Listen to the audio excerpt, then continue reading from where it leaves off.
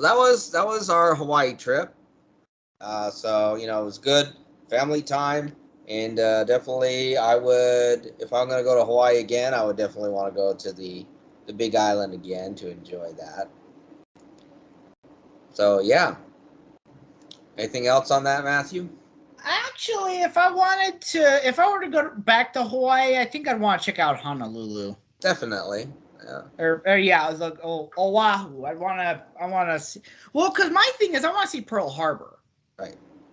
I want to see the hollowed waters of Pearl Harbor. Which, to be fair, on our flight back, we had the layover in Honolulu, and I got to see Pearl Harbor from the sky. But we were only there for an hour. Mm-hmm. Okay. Well, yeah, that was good. It was good. Definitely, I enjoyed it.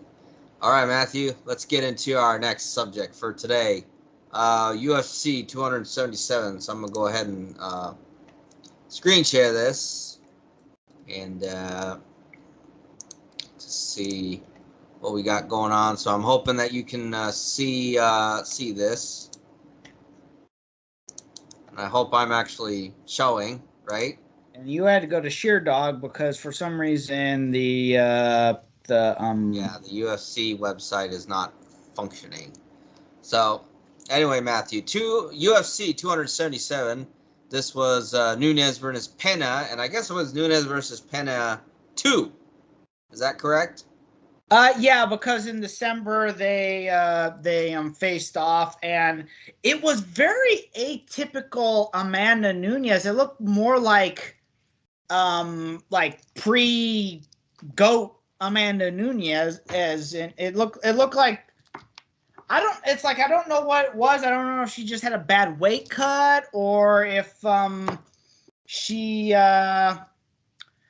she just for some reason adrenaline dumped, or if she punched herself out in the first round. But yeah, it was she didn't look at the top of her game to begin with in that first fight. And then you see Juliana go in there and pull off the upset, and I was like, "Oh my gosh!" And then this fight, it was returned dominant. The favor was returned. Yeah, and right. I agree with Juliana. I do not. I like Dana White blew it out of proportion. Amanda did not remove a chunk of her head. She gave her 2 large gashes, but she did not remove a chunk of her head. Oh. There's a difference between a chunk and a gash. All right, so let's get into the fights that happened. So obviously, a lot of stuff going on here. Nunes stuns and drops Pena in the second round several times. I'm surprised. There's times where I'm honestly surprised the ref didn't stop it, but. So let's see here. I think the breakdown. I mean, they got a lot of breakdowns here, but I think we're just going off the. I think if I'm looking at this. That's the weigh-ins. Oh, this was the weigh-ins? That's the weigh-in. Well, let's see. Is this the order of the matches as they occur? Yeah, that's the order of the matches. Looks like a prelim guy missed. So you had, I'm not sure how this is pronounced, Orion Kos? I don't know. It was on the prelims. I didn't even see it. So yeah, missed weight by a lot. So obviously that's and we've talked about our criticism of people missing weight because we never missed weight. Right. So I think the official result was that this Orion guy who missed weight ended up winning a unanimous decision, but I guess he doesn't get that big of a purse since he missed the weight. Am I correct? Yeah, because he got fined. His purse went to and part of his purse went to his opponent. Yeah, his opponent. That's the way in which they punish you. Is that guess what? Money goes bye-bye. Yep. Part of this next fight, I think this is light heavyweight, correct? That is correct. So Nicolay Negumereanu Negumereanu versus Ihor Poitiera. And so let me see here. In the end, what ended Again, up happening? I didn't watch the prelim. It was Nicolae Negumereanu TKO round 2. TKO round 2. And you had Jocelyn Edwards versus Ji-Yeon Kim. So this was another missed weight. So that's 2 on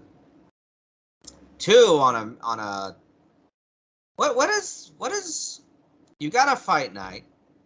Oh, pay-per-view. 2 on a pay-per-view. Prelims obviously. That's atypical. Usually fighters are good at hitting their on a pay-per-view. Well, just on average, nowadays fighters have kind of figured out the weight cutting. Right. So the fact that there was 2 on a pay-per-view is unusual. So Jocelyn Edwards defeated Ji-Yeon Kim by split decision. And again, the person who missed weight ended up being the winner, but loses out on the money. So then you have Adam Fugit and Michael Morales. So names that I'm not too familiar with. They're up-and-comers. Let me see here. It looks like Michael Morales defeated Adam Fugit in round 3 via TKO punches. Rafa Garcia versus Drakkar Klose. Drakkar Klose is one of those guys that I honestly think has the potential, but he's just not able to break out of that just below contender position. He's not quite gatekeeper, but he's not a contender yet. So he's not like a Shurtog is saying he's the initial aggressor at the start of round 3.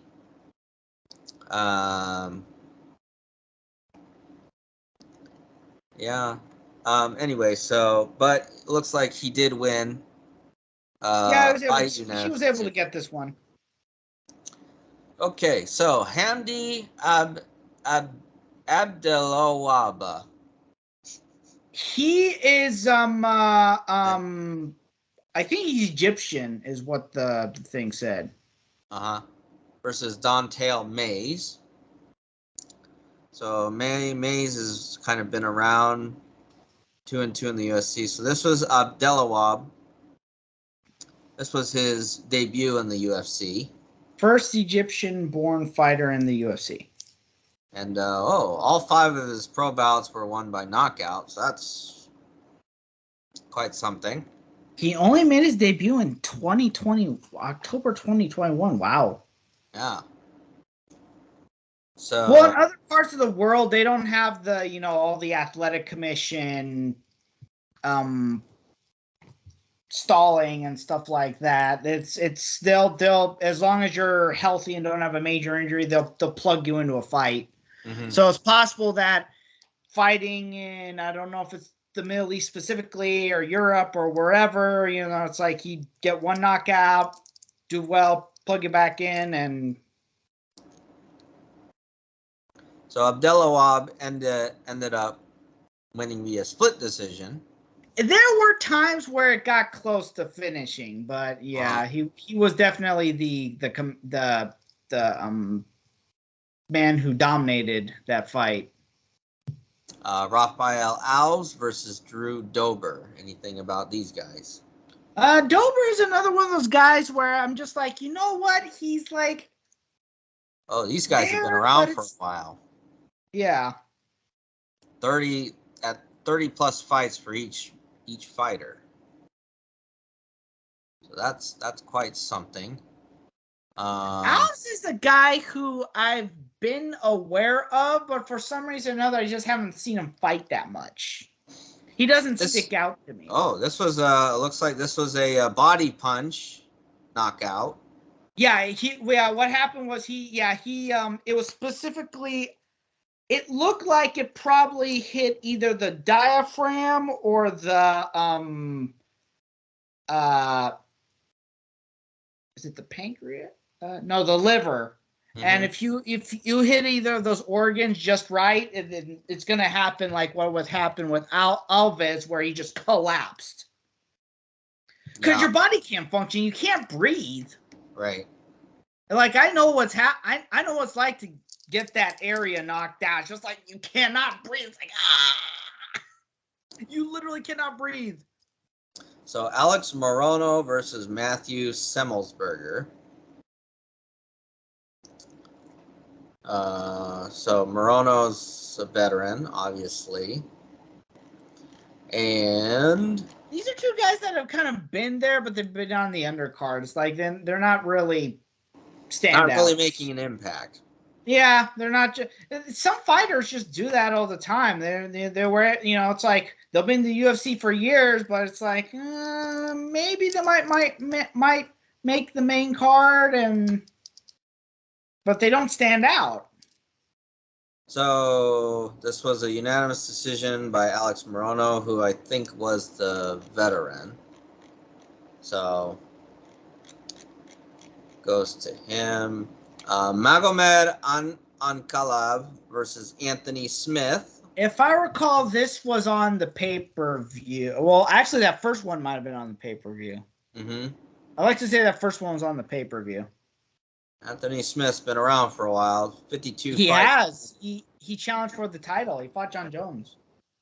52 fights is nothing to laugh at in an MMA career. And that was one of those controversial fights where he'd actually said that if his corner ever threw in the towel, he would fire them. But when it's like, I'm sorry, when your guy is saying my teeth is falling out, I would never, if I were to go into fighting, I would never fire a coach because it's like the coach knows what's best for you, and if you're saying your teeth is falling out, then you need to end it. Right. I'm sure if the ref had heard that, then he would have. But yeah, that was another fight. Yeah, it looks like this was the his ankle. Yeah, his ankle was broken or something like that. Yeah. I think, right? Yeah. Ankalaev is like part of the Dagestani wave. Yeah, Khabib started it, and there's just been this wave of Dagestani fighters who were cross-trained in wrestling and sambo, and are making waves primarily in the UFC, but I think some of them are also in Bellator and PFL. Right. Okay, so we've got a men's, I think, is this flyweight? Flyweight, yep. And this one was big because, I'm the Buffalo Wild Wings I watched it from is in Hanford. Alex Perez was born in Hanford. Oh. And he still fights out of Lemoore. Oh. So he was the hometown boy, so there were a lot of people aware of that, and they were like, yeah! And when he gets knocked out, they're like, boo!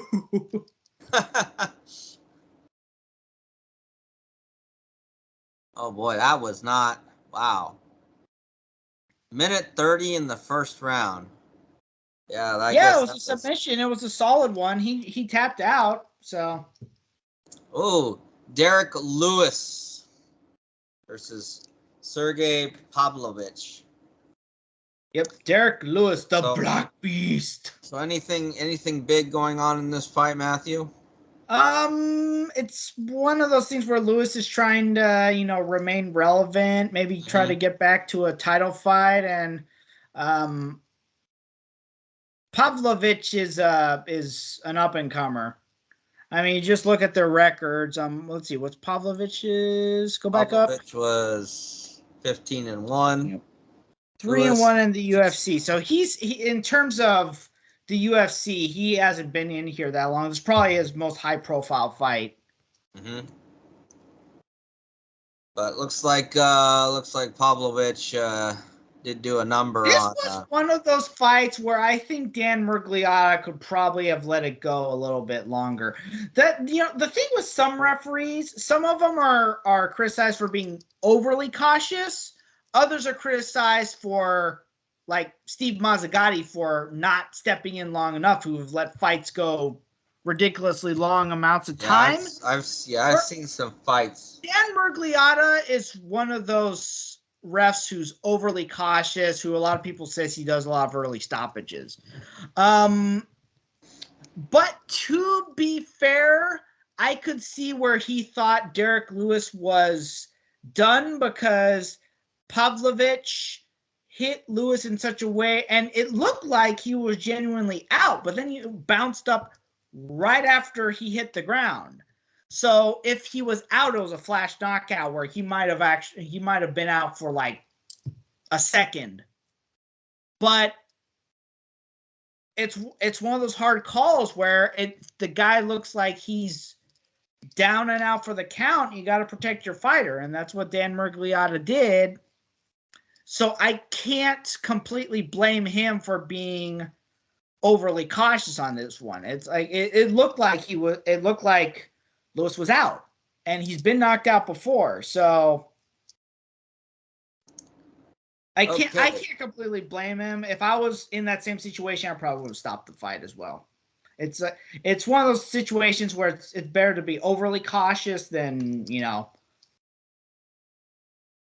So then not we had cautious enough. USC flyweight title fight. Interim title fight, because Cejudo's still around. Cejudo might be coming back in because he's back in the USADA testing pool.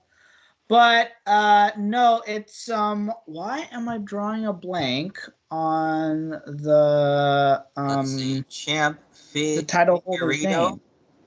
Yeah. Davison Figueiredo, who was there, and he says that he'll be recovered enough. I forget what injury he got, but he got an injury in the last fight, which was against Moreno, which I think was a fight of the night, and might have been a contender. When did that happen earlier this year? Or was that last year? I'm trying to remember.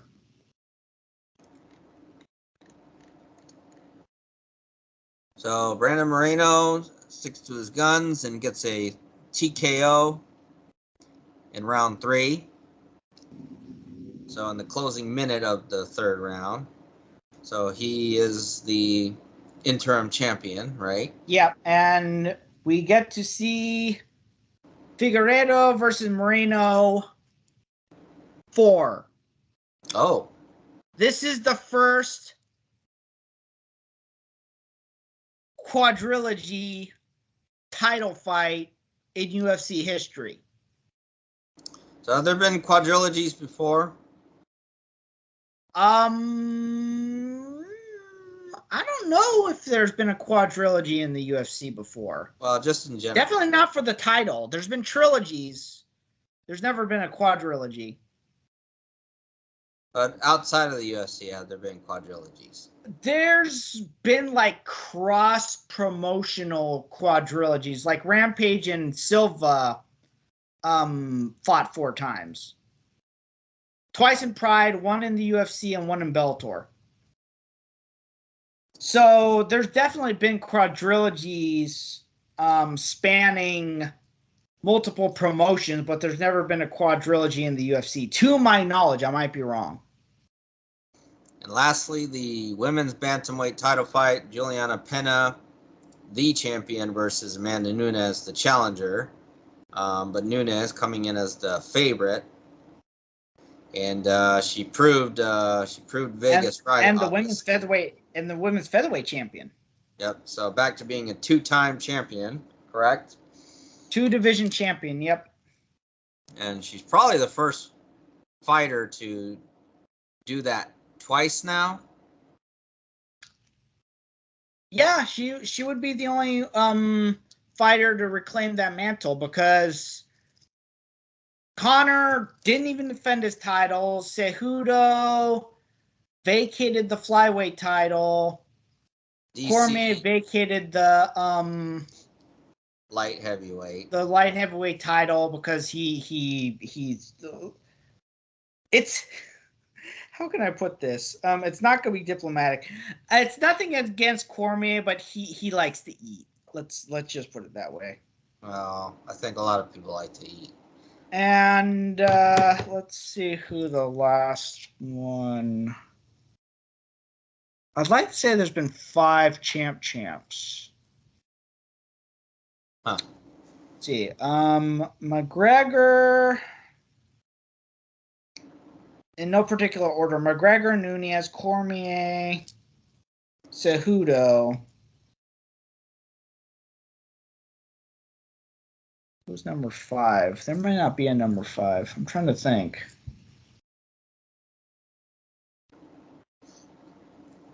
So yeah, she's the only person to reclaim that champ moniker.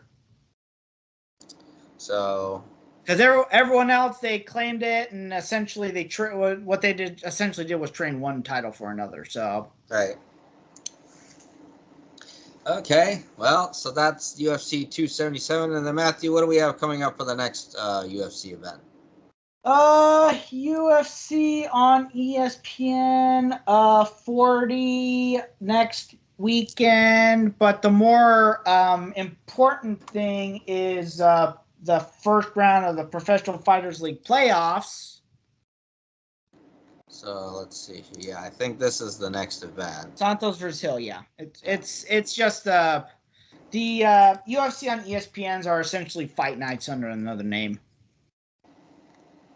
So yeah, you have the up and comer. Oh, this is the Ultimate Fighter finale. Ah. Okay. Yeah, because that's another thing that was relevant with the Pena versus Nunes fight was that they were coaches on the Ultimate Fighter. Mm-hmm. So yeah. Oh, and of note is Pena's team is guaranteed a one of the winners of the Ultimate Fighter this year. Because both of I think it's both of her heavyweights. Mm-hmm. Whereas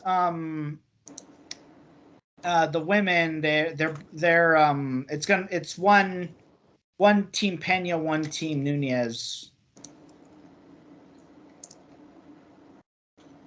Okay.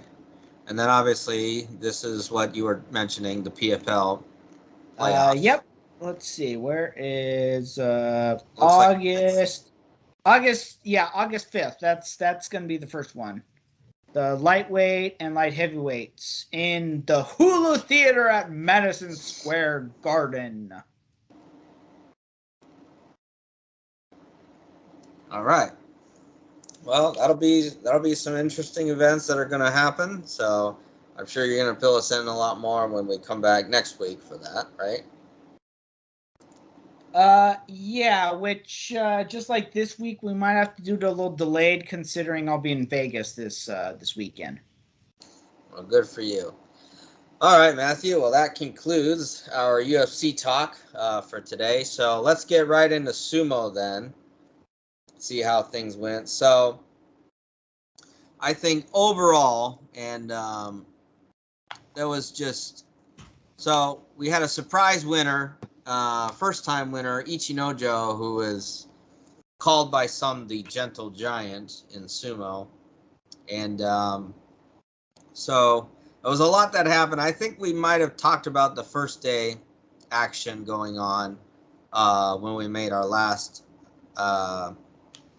episode. But I think you should mention all the chaos that happened. Yes, I am going to get into the chaos, but basically, Ichinojo, who is from Mongolia, and he's been in the top division of sumo for quite some time, finally got his first Makuuchi top division Yusho. Now, yes, Mongolians are just reigning right now, aren't they? Well, I mean, kind of in recent years, there was actually, I think, 2020, the Japanese actually won more titles. And actually, right now, I think it's tied because Teruno Fuji has a Yusho this year. Ichinojo has won a Yusho. You had Wakataka Kage and Mitake Umi both win Yusho. So it's 2-2 now for Japan versus Mongolia in terms of that. Now, I still, for all intents and purposes, consider this the era of the Mongolians. well, yes, I mean you could say so. I mean Teruno Fuji. Because you had Asashoryu, then you had Hakuho, now you've got Teruno Fuji. Well, and you can't forget Haruma Fuji and Kakuryu were also Mongolian Yokozuna. And they actually held their own pretty well too. Haruma Fuji won 9 Yusho, Kakuryu won 6. So it's not like, they were not they weren't competitive. I mean, obviously if you have to, competent. No, it's competitive because they had to deal with Hakuho. They were the guys that had to kind of deal with Hakuho every now and then.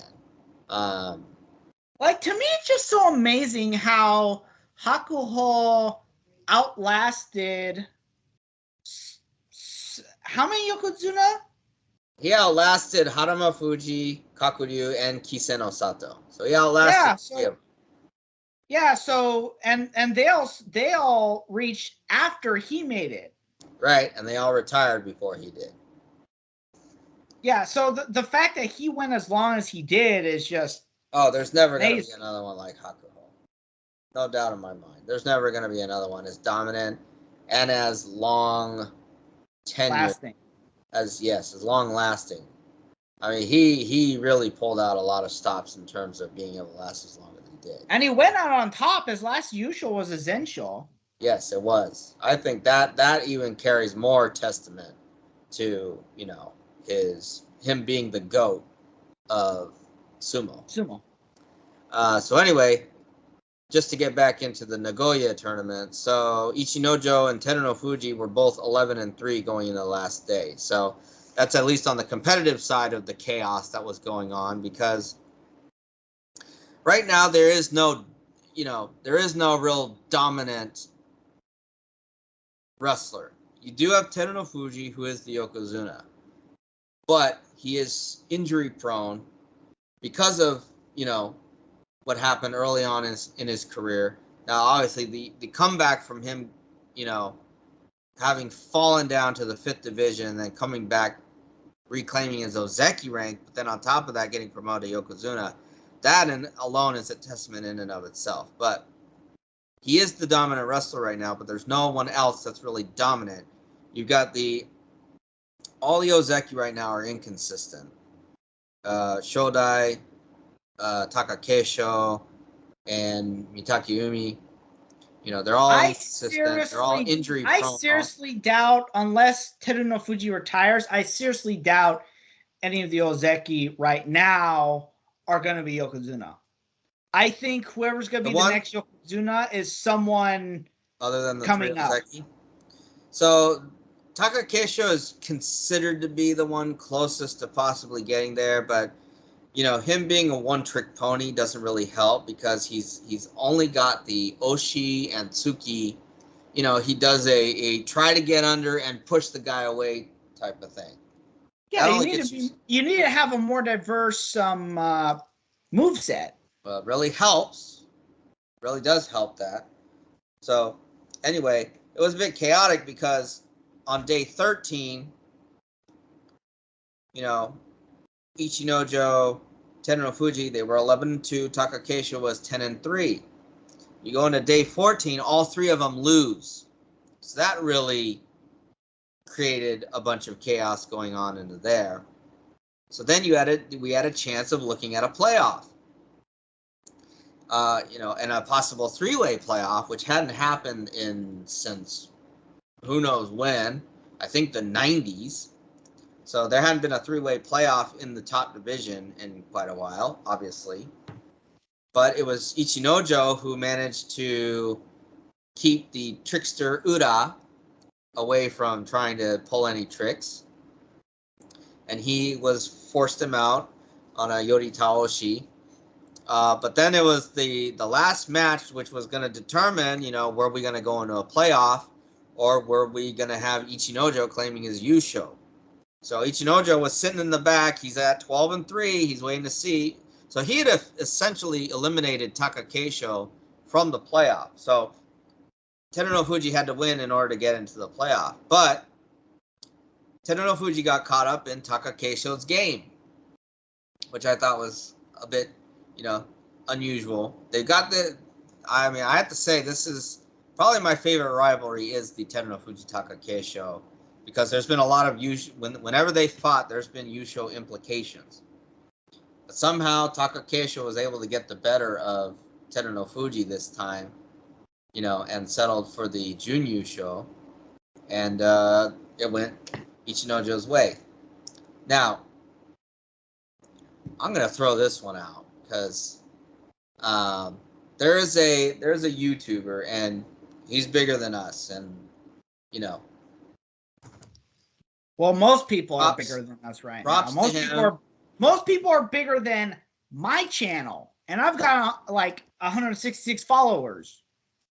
But I gotta call him out for this, and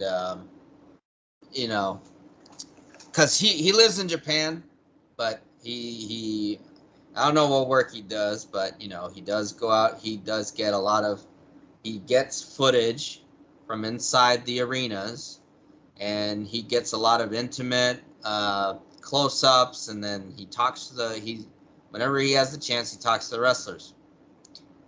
Sometimes, though, I don't like his style of throwing out either conspiracy theories or trying to throw a narrative out there that people have a way of thinking when they weren't. So, and his name is Chris Gold, or Chris Sumo, as he's called. I thought it was disingenuous of him to suggest that the crowd did not want to see a playoff. And it almost seemed to me like he was thinking that maybe Teruno Fuji threw that match for his friend Ichinojo, because apparently they went to high school together in Japan, and they came on the same airplane when, they came from Mongolia. So I gotta, throw that at him, be like, what are you doing? The fans want to see a playoff. What are you talking about? So this guy sounds like he likes to drum up drama for the sake of let's face it, for the sake of the views. Yeah. And you know what? That's his style. And he's got a lot of subscribers. I'm not going to take that away from him. I just think it's disingenuous to suggest that the fans wanted to go home early and they did not want to see a playoff. So that's my gripe on that whole spiel. Anyway, the fans always want to see a playoff. The fans want to see the playoff. They'll go home after the Meiji Cup is given out. They'll go home out once the how many cups do they get? They hand out a lot. Well, you got the Emperor's Cup, you've got the Prime Minister's Cup, and then you got all these other things that are handed out. It's probably after the Prime Minister's Cup. They'll leave after the Prime Minister's Cup. It's like they don't want to stick around for the 20 different cups after that. That's when they'll leave. So, but anyway, so I think congratulations to Ichinojo for finally getting that Yusho. It took him 48 tournaments, 48 basho to finally get that cup, and that put him on the 9th slowest pace to get a Yusho in the top. At least he got a Yusho. Let's face it, most of the what's it called? Most of the Rikishi and Makuuchi don't win a Yusho. Well, that is an exclusive club. He came close on a couple of occasions. Like in his Makuuchi debut, he went 13-2 and he almost won it. But who stayed ahead of him? One on the pace? Hakuho, right? So Hakuho wins the Yusho, and Ichinojo had that chance. And then there was a basho a few years back Ichinojo finished 14-1. He finished 14-1. But who stayed one ahead of him and won with a 15-0? Hakuho. So Hakuho thwarted Ichinojo on a couple of occasions, but this time, and Ichinojo, I mean, he defeated Terunofuji. He defeated all three of the Ozeki, and he defeated all the Sanyaku too. And Ichinojo has struggled with health problems at the times. He's 220 some odd kilos, so he's a big dude. 500 over 500 pounds, and he's the fifth Rikishi. Roll the thing down just to show the. Yeah, I mean, that's a big guy, and he's the fifth Rikishi, over 200 kilos to win the Makuuchi Yusho. Onokuni, who was he was the heaviest Yokozuna to date, I think, until Akebono took that. Akebono set so many records. Yeah, Akebono set some records, and he was the heaviest Yokozuna, I think. And then you got Musashi Maru, who was also, he got big. And then obviously Konishiki. Konishiki is the record holder. Is the heaviest Rikishi to win a Yusho, obviously. Wasn't he the heaviest when we went over there? Because he was a little bit light. So and he was not at his peak weight when he won the Basho. Right. His peak weight was during his twilight years of his career. He was a lot more agile, a lot more movable as an Ozeki when he was a little bit lighter than he was, because he was like 285 kilos when we were seeing him. I forgot, was he about to fall to Juryo when he retired? Yes, he was. Okay, so he was able to maintain his Makuuchi status by retiring when he did. Right. So Ichinojo, another guy in there. So good for him to finally get that. How old is Ichinojo? Ichinojo, I think, is in his late 20s, or I think he just turned 30. But what's the likelihood that he could? Well, actually, he gave a post Basho interview. He said he wants to gun for Ozeki again. He's been considered a guy who could make it, but it's just he's inconsistent when he gets into the Sanyaku ranks. He just can't get that momentum going for making that ultimate drive. So hey, maybe this Yusho lights up a fire in him to finally do that. Something that I think I've mentioned, I forgot, who's Asha Shoryu's nephew? Hoshoryu. Hoshoryu. I still can't believe that in looking everywhere online, I couldn't find out which brother of Asa Shoryu's he's the son of. Yeah, because I think Asa Shoryu has quite a few brothers. Yeah, and he's got two high-profile ones that went into MMA and pro wrestling. So you would think that they'd be able to list it. Well, maybe Hoshoryu's dad wasn't he wasn't out there like his other uncles. It's possible that he was he came straight from Mongolia and did it because of Asa Shoryu. Oh yeah, definitely. He wanted Hoshoryu wanted to get in there because of Uncle Asa Shoryu. So. Well, and he's definitely a lot more respectful. Oh yeah. But then again, well, was Asa Shoryu causing problems before he hit Yokozuna, or did Yokozuna it seemed to me that once he got into Yokozuna, I mean, well, he was already, he he was a pretty aggressive guy, but that's what got him there. I mean, personally, I liked watching Asashoryu. He was a very talented wrestler. Oh, I agree. He was very talented, and he was very strong. He would give off Chiyono Fuji vibes.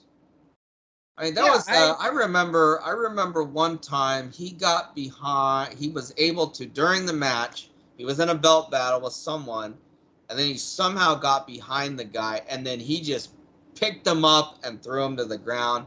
And I think the move was called an Okuri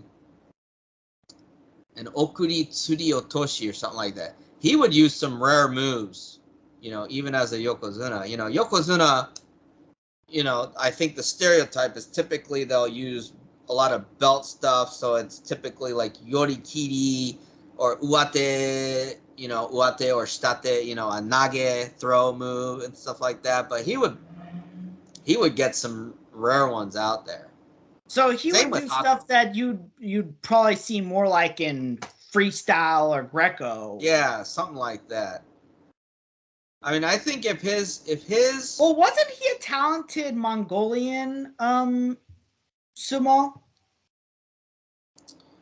I don't remember. I'd have to look it up. Like that's definitely where he cut his teeth. That's where he got the skills. Right. I think so. It's been a while since I've looked up Asashoryu. In fact, let me look. I got a window open. Let's see. Asashoryu. I think it just his conduct, and it was conduct both on and off the dojo. I think if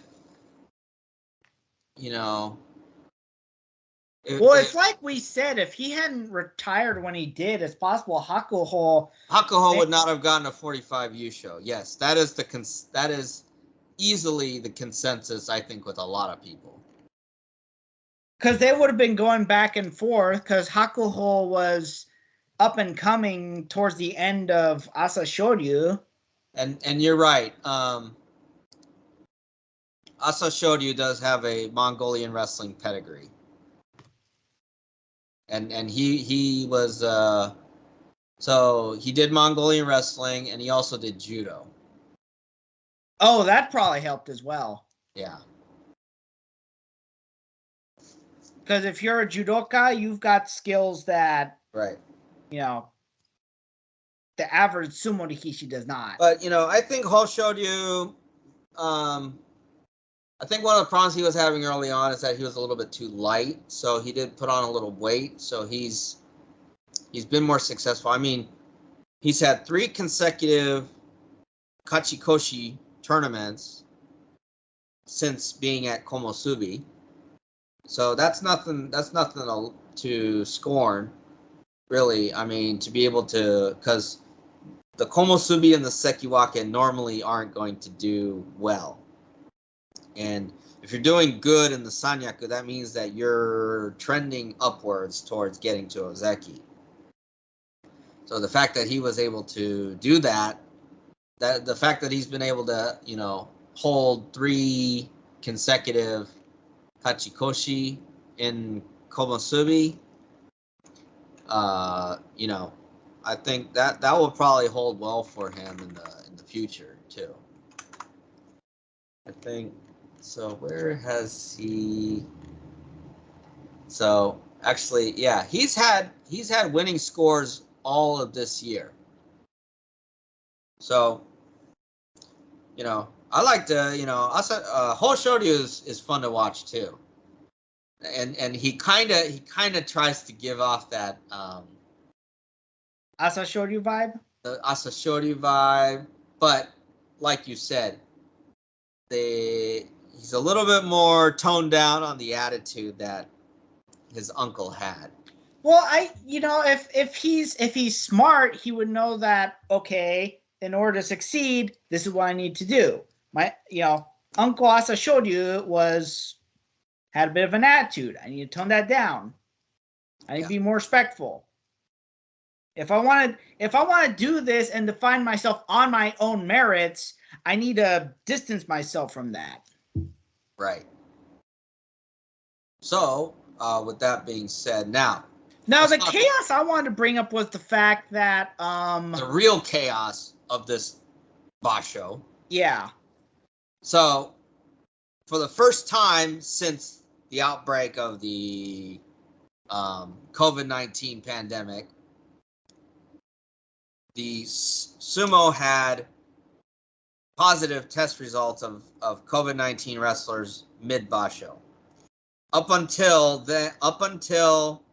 now, they had not had any mid Basho positive test results.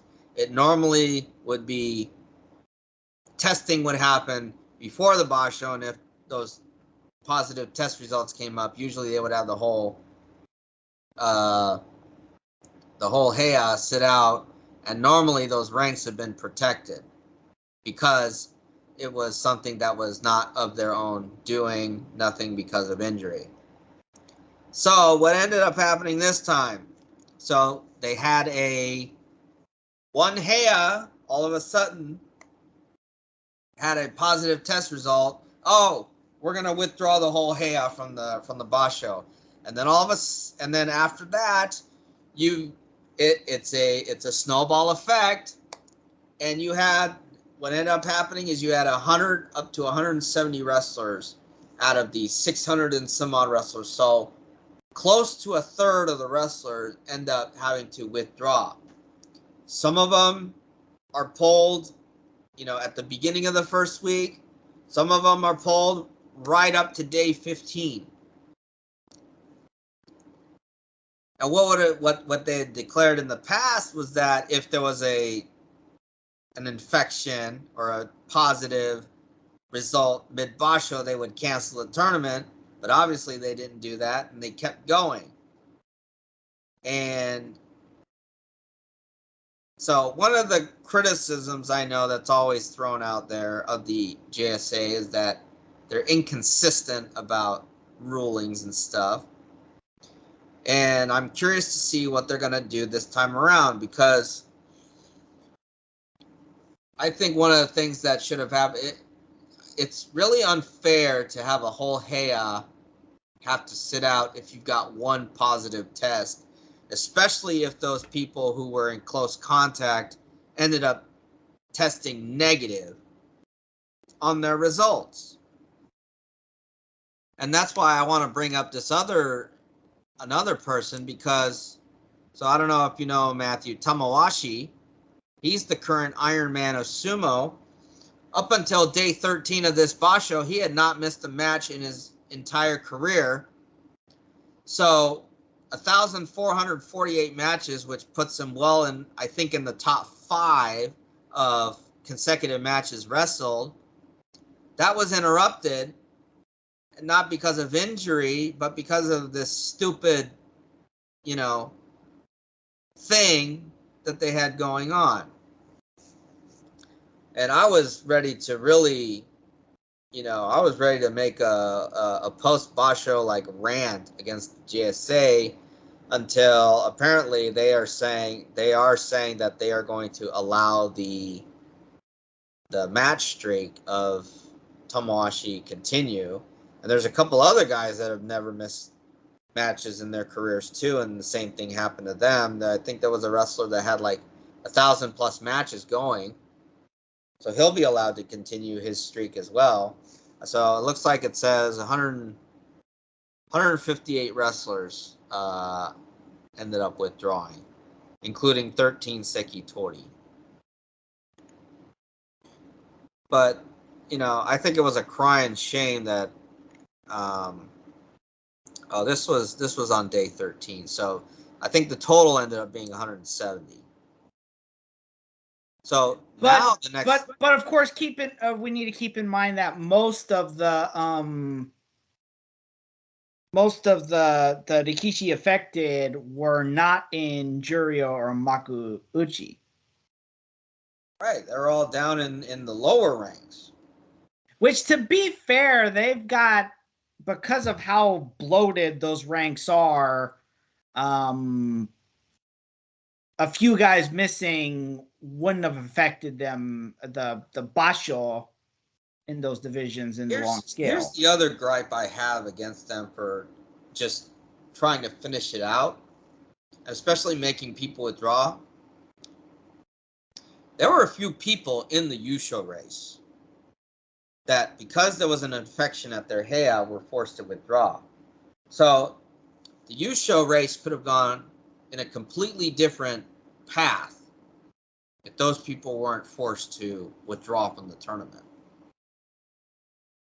So I'm hoping that they can come up with a solution to these, what happens here going forward. Because especially, when you have someone like Tomowashi who's put in a lot of work and he's been able to stay relatively healthy and injury-free, I think it's really unfair to have something like that. Obviously I'm happy that they're going to allow this to continue, but, there'll be people who say that, well, there needs to be an asterisk next to the record because he technically did not compete in some matches.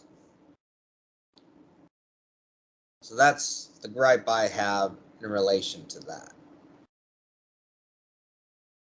Well, it's like anything, unfortunately, is that when you've got a bureaucracy, let's face it, the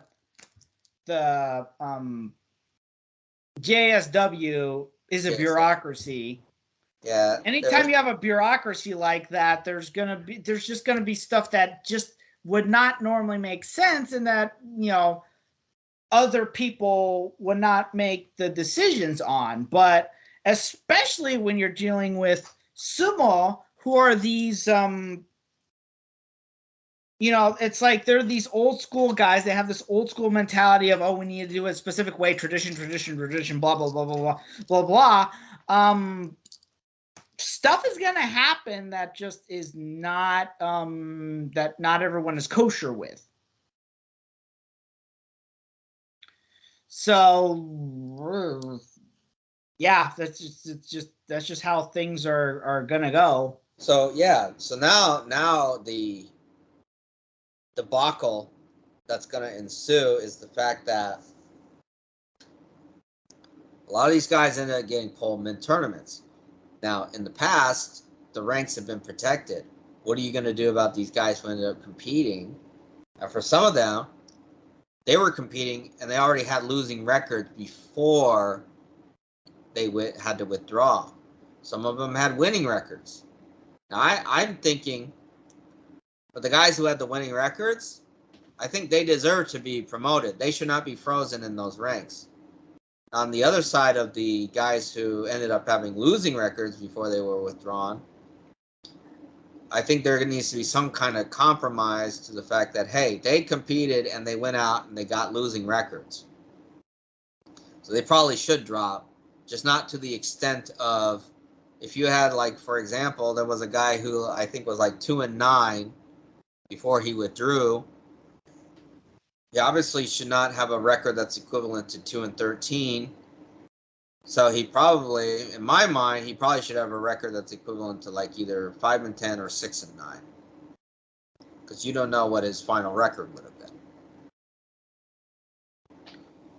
Well, we're just gonna have to wait and see what the decisions are on the Banzuke. Unfortunately, Well, that's why a lot of people on Sumo Forum, they are not looking forward to playing Guess the Banzuke, which is a real game.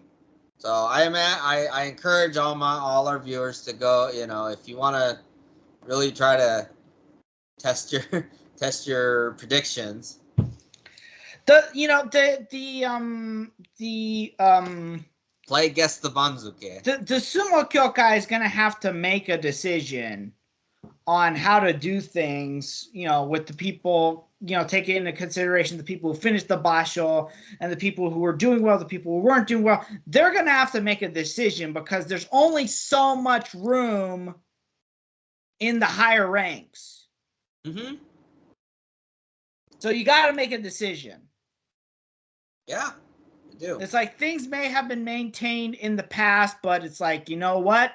It's like you made decisions, a lot of controversial decisions based off of stuff you did with this basho. So yeah, so they have to deal with those consequences. They dug their grave. Yeah. So anyway, who knows? Who knows? But we'll see. Anyway, so that concludes that. And then I just want to talk about my experience. So there is a. I need a. So anyway, I saw that the return of the U.S. Open for sumo is coming, and it'll be at the Long Beach State.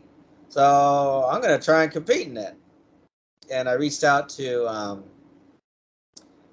someone at USA Sumo, so I was allowed to go to a practice this last Sunday, and Yamamoto Yama, who is a former Makuuchi wrestler, was there too, and so I got to speak Japanese with him and stuff. So it was a really cool experience, and then getting to just get onto this dohyo and wrestle with some people was really fun. I'm quite a bit sore from the experience, but so that's why it's a matter of getting back into shape and stuff. So I'm really excited to see what I could possibly do out at this U.S. Open, the Sumo U.S. Open. You've made me genuinely curious, and I'm not going to be able to do it this year, but, make me wonder, could I maybe try to do it in the future? Well, yeah, I mean, especially, if it's staying in SoCal, because they have so that's my understanding was it's traditionally always been in Long Beach. I have known about the U.S. Open before. Uh-huh. If you're involved in combat sports in Southern California, about most of what happens in Southern California. Yeah. So I knew about the U.S. Sumo Open. It's always been at the Long Beach Pyramid. Mm-hmm. Yeah. I doubt they're going to move it, because here's another thing. Most people who do sumo are on the West Coast. Right. Well, recently I've heard about there's a Dallas club. So there is that. But anyway, so yeah, it was really fun. I got to meet, new people and stuff like that. So, and, they'll be holding practices again in a few weeks. So I'm wanting to get back into that again. And I think it'll be nice because I'll get to do that. And then right after that, we'll get into the college wrestling season. So, back to helping, volunteering, and coaching and things like that. So a lot of stuff coming up. And I want to see how I'll do. I think if I can get one win at the U.S. Open for sumo, I'll be happy. And I'll have to see about if I'm gonna end up in the light heavyweight or the middleweight. Because the middleweight is 185 pounds. I don't think that with all the time management and stuff going on and work, I don't think it's going to be feasible to get down there this year for the middleweight. So, I think I'll probably just go light heavyweight. But if you compete, in the one of the weight classes, then you can also do the open weight. So, I'll have a couple of opportunities to see how things go. I think it'll be fun. Something interesting. I actually looked up the Sumo World Championships, and the nation that has the most amateur championships outside of Japan is actually Russia. Oh, that's interesting. And Mongolia is not far behind either. So I've heard recently that I guess, well, because I was listening to conversation that was going on. I guess Egypt has been up and coming lately, which is I saw them up there as well. Yeah, they've been up and coming apparently, so that's something. Well, didn't Egypt have a top a guy who made it in the Makuuchi a while back? Yeah, he did. Osuna Arashi. Yeah. Yeah, he was there for a while. And then I remember, I think he tried to do MMA. Yeah, he did. He had that fight with Bob Sapp. And then I think it really went poorly. Well, I don't know if he fought after that fight. Because he got signed to Ryzen. And then I think Ryzen cut him because of how bad he did. And then the guy who runs Ryzen, the president, he's like, I don't know if I'm going to sign any more sumo wrestlers. I actually read about that. So, didn't he sign Baruto? Yeah, he did sign Baruto. Baruto, I think, fought once. Yep. Well, I don't know if he fought solely in Ryzen, but he actually had a winning record. Yeah. Which is atypical for sumo rikishi. Sumo rikishi typically don't do well in MMA because it just doesn't translate. Well, yeah, because sumo is a lot of. It's not a cardio type sport. It's very well, that and the emphasis isn't on